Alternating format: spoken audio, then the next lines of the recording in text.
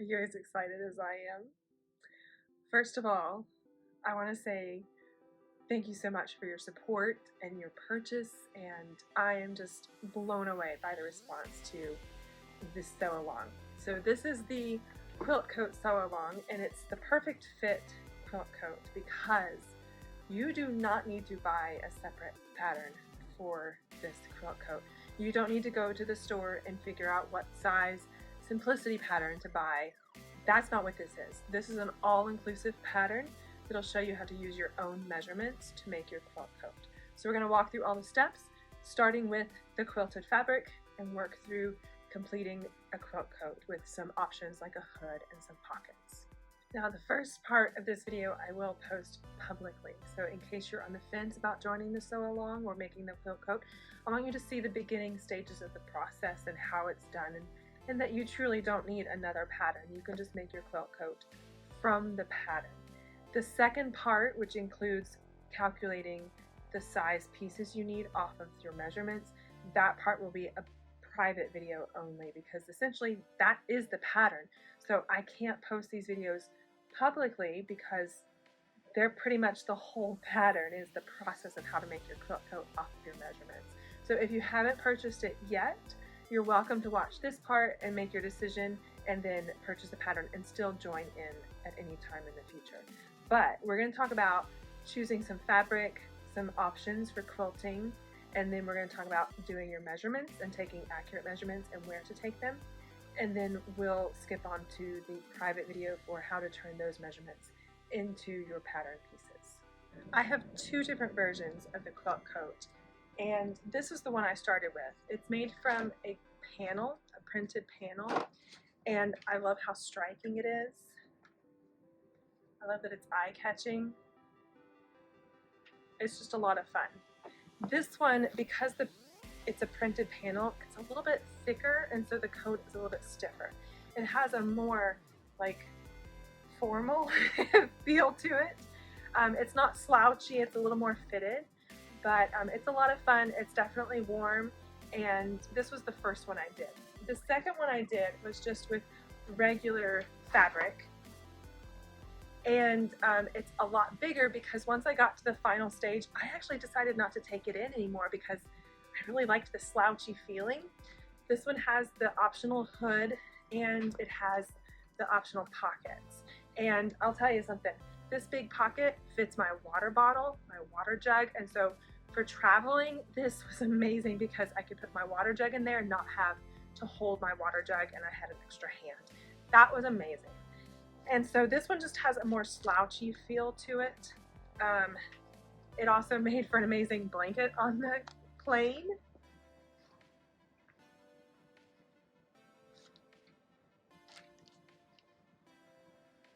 There it is. So, and both of these just have one layer of like a warm and natural. That's the batting I use. I just use warm and natural. You could use really anything you have on hand. If you use a fluffier batting, you'll have a thicker coat. If you use a wool batting, a silk batting, a bamboo batting, whatever you have on hand is fine, whatever would be appropriate for your climate. So maybe you would want a bamboo or something that would be a little lighter. Maybe you want a wool or 2 layers of wool, something that would be better for where you are if you have really heavy winters. We're also going to talk about optional zippers. So the first one has the zipper. Has zipper, no pockets, no hood. The second one has hood, pockets, no zipper. Mainly because I got lazy towards the end and I just loved the thing and I wear it without the zipper. I probably will still add a zipper at some point because I do like the zipper on it.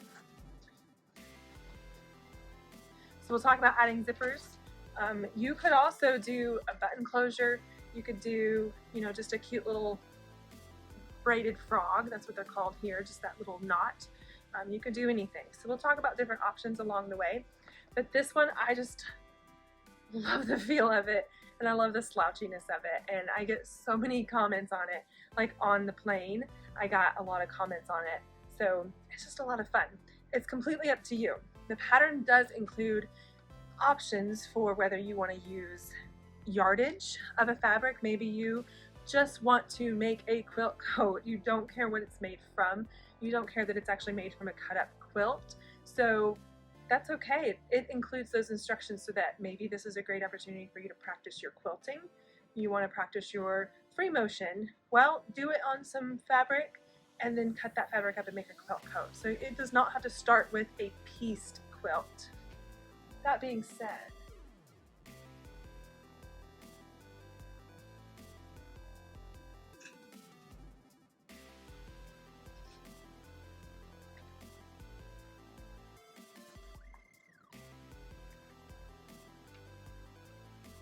I think this is going to be my next one. It's old.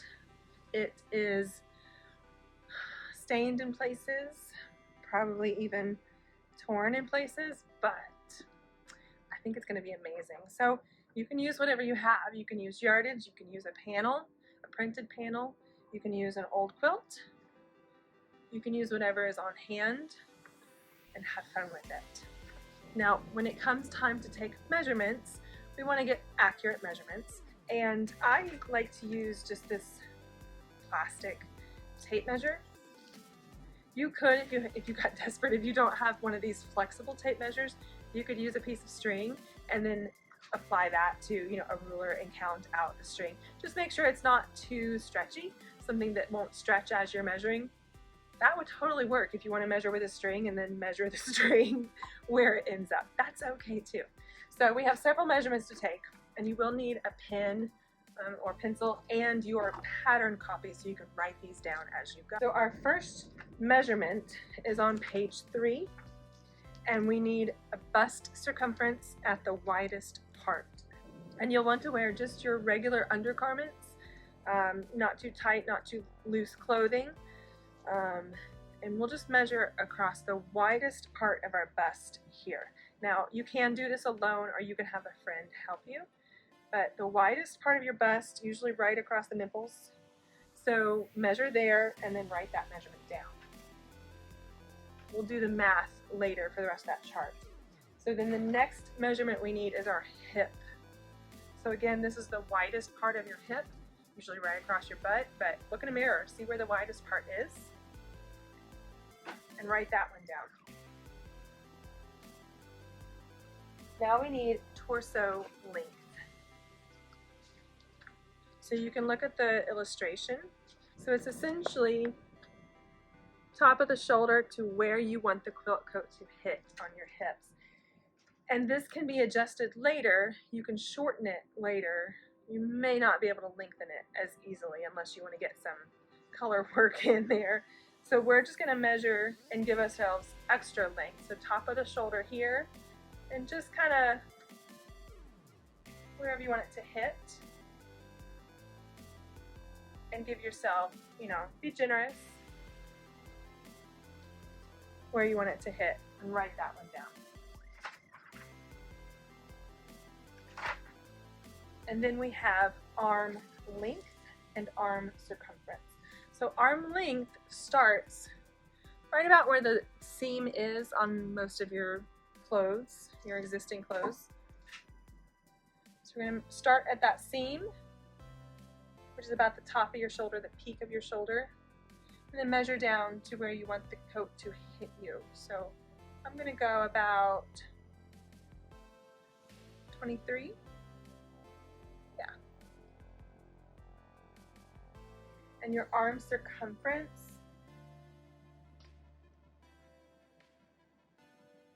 you're going to take pretty loosely. Don't come up in here in your armpit. This one might be a little harder without a friend. But don't tighten it around your armpit. So let's be generous with ourselves here. And you can kind of feel where a regular seam is, but be generous with this. We're just wrapping around our arm there, but not tight. Okay. So now we have our 5 measurements. This is where we start to turn it into an actual pattern. So the rest of this video will be private only if you have joined the Sew-along and purchased the pattern. And again, I'm sorry I can't make this public to everyone, But this is the pattern itself. This isn't purchasing a separate pattern and me showing you how to use it or how to sew it. This is the pattern. These measurements turn into your coat. You don't have to purchase a separate pattern, which also means you could measure anything and make a quilt coat, like a kid or a cat. So have fun with it. And you can make it multiple times. Now that you have the instructions, you can make a quilt coat for anyone and any size. It's inclusive because it's just based on your measurements.